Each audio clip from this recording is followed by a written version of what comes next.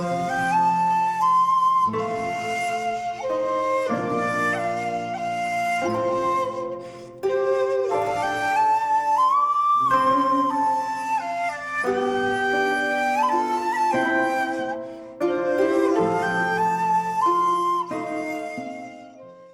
there, this is Solitary Ronin from Solitary Ronin Films, and welcome to another challenge. This one I came across on Walter Jonesing for Movies.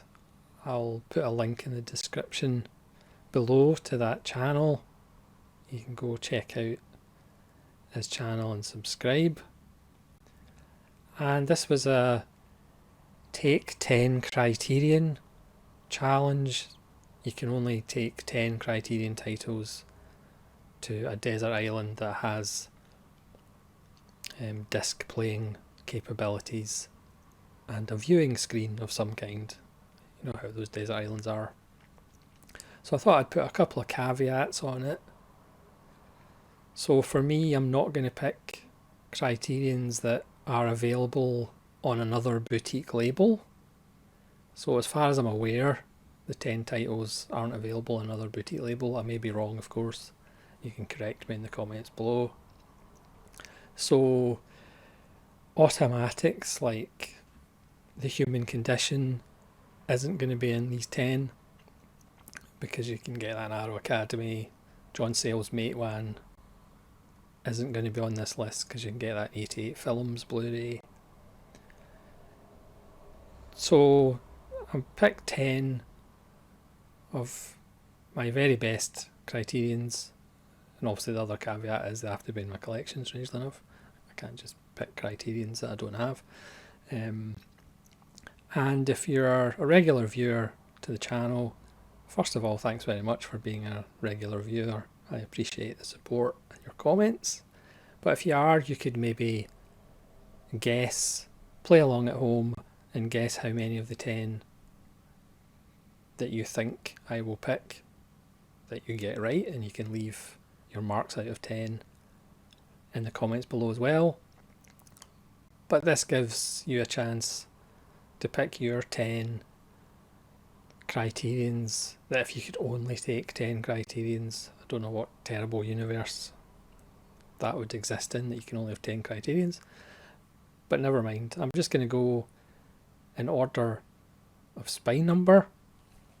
Again, this is just a bit of fun. So spine number 94, I Know Where I'm Going, by Powell and Pressburger from 1945. This is just in DVD. As far as I'm aware, it's not available on Blu-ray anywhere, which is very strange. You could make the argument, along with A Canterbury Tale and A Spy in Black, even though that has a strange French Blu-ray, that this is the best Archers film that doesn't have a Blu-ray release. Just wonderful atmosphere. Watching it again fairly recently with A Canterbury Tale for a Nazarene Prod episode, realised how great this film is. But again, it's just one of those Powell and Pressburgers that I don't watch often enough. Spine number 486, David Mamet's Homicide. Again, I think this doesn't have a Blu-ray anywhere, but it definitely should. This is probably Mamet's best film, one of the best films about race in America. Joe Mantegna as a Jewish cop who has to take sides. William H. Macy in an early supporting role. Obviously he started in the Mamet crew. There's lots of regular Mamet faces, and Ving Rhames is also in this. This is just an absolutely wonderful film that needs better treatment and a Blu-ray release. I mean, obviously Criterion release House of Games in Blu-ray, so what's the hold up with Homicide? Next is a fairly recent discovery, but it's pretty amazing. Spine number 610, The Organizer, Mario Monicelli's stunning film about a union organiser at the beginning of the 20th century in Turin in a textile factory. Yep, sounds exciting, doesn't it? Marcello Mastroianni, a completely different performance of what you usually see. He's playing an older guy, scruffy, who just goes around organising unions, strangely enough. But this film has everything. It has laughs, it has brutality, it has drama, still relevant. This was made in 1963, still packs a punch, and quite wonderful, and definitely one I would take to a deserted island to watch Blu-rays. Next, by number 670, Ernst Lubitsch's To Be or Not to Be. I almost went with Bringing Up Baby, but To Be or Not to Be, in my opinion, is, I prefer To Be or Not to Be. This is Lubitsch perfection. Sadly, Carole Lombard's last performance, but she's absolutely magnificent in this. Luminous and funny and wonderful. And Jack Benny. Everybody is just pitch perfect. Again, the Lubitsch players. And for a film set in 1942, or made in 1942, it's just absolutely wonderful in the definition of the Lubitsch touch. And again, it's one of those films that's in the argument for my favourite film of all time. 682, going back to Italy again. Again, regular viewers might think there's quite a few Italian films in this 10. Going with Leo Petri's Investigation of a Citizen Above Suspicion. Not his easiest title to roll off your tongue. It's from 1970, and this is one of those films that just blew me away. Again, still relevant, kind of reverse Kafka, and this is about a police chief who may have done something wrong and spends the film trying to convince people that he may have done something wrong rather than pleading his innocence, just as a satire on corruption and power. It's got a wonderful Ennio Morricone score, a great central performance by Gian Maria Volonte, and it's just an essential film in the Criterion collection. Just my opinion is not fact. 940, a perfect example of the kind of films in the Criterion collection that, in my ignorance, I had never heard of. 1982, The Ballad of Gregorio Cortez with Edward James Olmos. This is a phenomenal film, full of those character actors in Hollywood that never kind of get the recognition, but you'll recognise all their faces, like James Gammon, for example. Again, another film that's still relevant, about a language barrier and the tragedy that ensues with literally being lost in translation, based on a true story that led to the first trial in America that actually had a translator. It looks beautiful. It wasn't shot by Axel Wexler, but it has that Axel Wexler Matewan kind of look. Golden yellowy sun, very dry countryside. It's part chase movie, and it's just so good. Again, another film that I wasn't aware of until I picked up the Criterion, and it blew me away. Speaking of being blown away, Spine 983, Bondarchuk's War and Peace. This probably is right up there with The Human Condition for the greatest film ever made. Certainly the greatest adventure in madness ever made. 422 minutes long. It's like every frame is like an oil painting.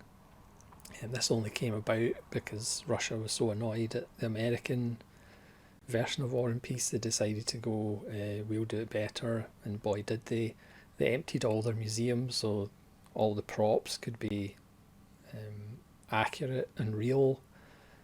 The battle sequences are ridiculous. I think Bondarchuk had about 2 heart attacks when he made this. The fire, the burning of Moscow, they literally built a part of Moscow and then burned it down. There's no CGI fire in 1965. Watch it on a screen as big as possible. Your eyes may melt. It is long, but you can't take your eyes off the frame for a second because you literally go, look at that shot, look at that shot, look at that shot. You could pause it frame by frame, print the image and stick up in an art gallery right alongside those huge frescoes of the Napoleonic Wars. That's what this film is like. The central characters almost don't matter. There's just this tumult happening around about them in the heavens and the earth. It's just phenomenal, and it would certainly have to be one of the Desert Island Criterions. Spy number 1009, something completely different, but again, another wonderful surprise. Holiday by George Cukor, with Katharine Hepburn and Cary Grant. A year later, the three would team up with James Stewart for the Philadelphia Story, which gets all the love and won lots of Oscars, I believe. But I love Holiday more. It's a perfect example of a completely predictable script, but when you've got star power, it doesn't matter. I could literally watch this every day of the week. It's absolutely fantastic. And that's spy number 1009, Holiday from 1938. Again, something a little bit different. This was a film that we'd heard rumours that the Criterion collection were getting for years, and it finally happened. Come and see. That's all you really need to say. One of the great titles, obviously from an extract from Revelations, and it literally is a descent into hell. Not so much a war film as a horror film. And again, another film like Ivan's Childhood of a young boy, and his view of the war as his life and family are destroyed, and he just goes from one apocalyptic view to the next apocalyptic view. There are no heroes in this film. There's no jingoism or patriotism. There's no great shootouts and explosions and acts of heroism. This is just war at its most apocalyptic and horrendous. You don't need to watch this very often. You can close your eyes and you still get images from the film that will stay with you for the rest of your life, pretty much. Again, there's two periods of your life: the time that you haven't seen Come and See and the time after you've seen Come and See. 1985, Ilya Klimov stopped making films after this, and you can see why, because this is one of the greatest films of all time. Spy number 1035. Then finally, again, regular viewers might be able to guess this one. We're back to Italy again. Spy 1043. Christ Opta Eboli by Francesco Rossi. Again, Gian Maria Volonte with a great central performance. This is another long film, 220 minutes. You've got plenty of time in your desert island, so you might as well take long films with you. And I included this one because this is a perfect example of why you can't really quantify cinema as far as what will work as a great film and what won't work as a great film. You know, people sit in offices for hours trying to figure out and manufacture a successful film, both financially and artistically. But there's no secret formula. And Christ Stopped Eboli is a perfect example. It's about a central character who goes off to the middle of nowhere and just interacts with the people of the town for 3.5 hours. But it's riveting, it's hypnotic, it's atmospheric, it's a place you actually want to spend time in, which is ironic because they're political prisoners that have been put into exile. Again, Rossi doesn't have amazing compositions, but he just has a real eye for natural compositions, if that makes sense, and the countryside. It's a different Volonte performance. It's very quiet but really effective, and it's an absolute masterpiece, even though I have no explanation to why. So that's the Take 10 Criterion challenge for me. Again, you can, if you were keeping score at home, how many did you guess that I would pick out?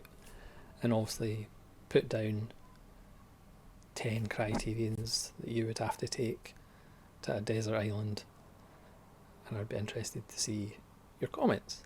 So thanks very much for watching. Again, I'll put a link to Walter Jonesing for movies in the description.